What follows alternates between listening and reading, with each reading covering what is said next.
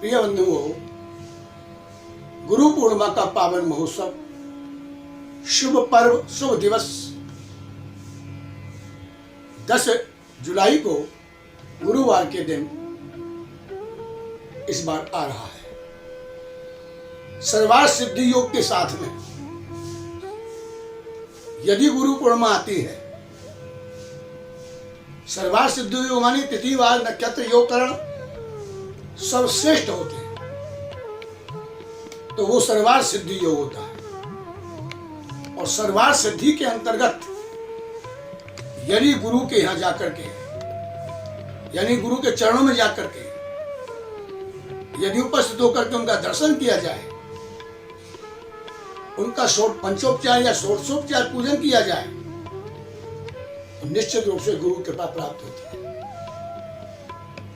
जैसा मैंने पहले बताया, जाकर के सबसे प्रथम गुरु को प्रणाम करें, गुरु के चरण वंदना करें, चरणों का प्रक्षालन करके शरणागत लें, गुरु को तिलक लगाएं, माला धारण कराएं,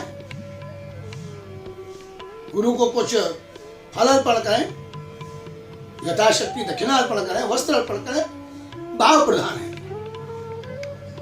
पूर्ण रूपेण से शुद्ध भाव गुरु के चरणों में रखें और गुरु की परिक्रमा भी लगाएं। गुरु के चरणों में बैठ करके कुछ क्षण बिताएं। जिस पर गुरु जी की कृपा होती है, गोविंद की स्तुति हो जाती है। गुरु गोविंद दोनों खड़ों में खड़े में ताके लागू पाए, बलिहारी गुरु आपने जिन्हें गोविंद दियो मिला है।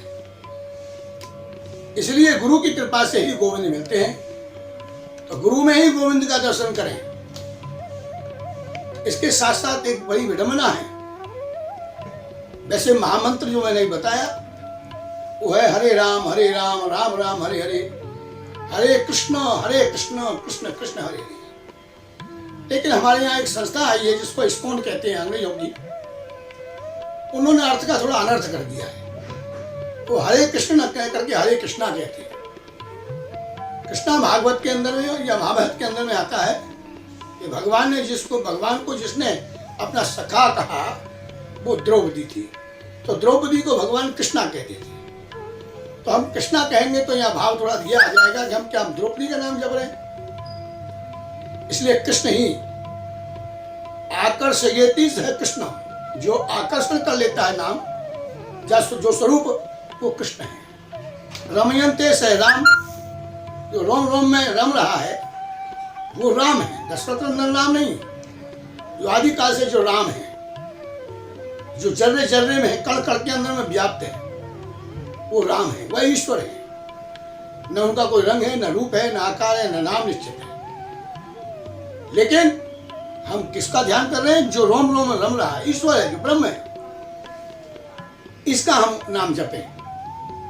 तो इस प्रकार से इसका नाम, महामंत्र का नाम जपते हुए, और पहले भी मैंने बताया कि गुरु द्वारा दिया हुआ मंत्र जो कान में दिया जाता है, वो इसीलिए दिया जाता है कि गुरु मंत्र को गोपनीय रखना चाहिए।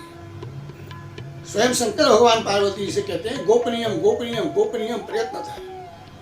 गुरु मंत्र को किसी के सामने उच्चारण नहीं करना चाहिए, इसलिए कान में देने की परंपरा है। ये हमारे यहाँ गुरु पूर्णिमा 10 जुलाई को है।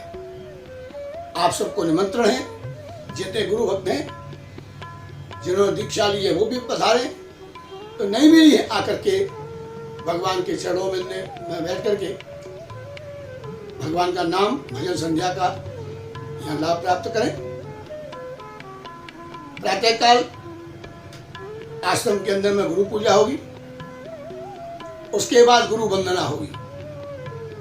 हमारे मनीष जी के माध्यम से और भी कई भजन के गायक आकर के भजन गाएंगे, और गुरु वंदना के बाद गुरु पूजा होगी जो परंपरानुगत है, और उसके बाद यहाँ भंडारा भी है। तो मैं सभी गुरु भक्तों को आपको निमंत्रण देता हूँ। आप शहर से 10 जुलाई को सभी परिवार सहित आएं और गुरु वंदना को में बैठ करके गुरु वंदना करते हुए इसका लाभ प्राप्त करें और भगवान की भक्ति को प्राप्त करना, भगवान की मुक्ति को प्राप्त करना, इसका अधिकार प्राप्त करें। एक बार से फिर मैं कहता हूँ, सभी लोग 10 जुलाई को निमंत्रित हैं, आमंत्रित हैं, आप पधारें। जय श्री गुरुदेव।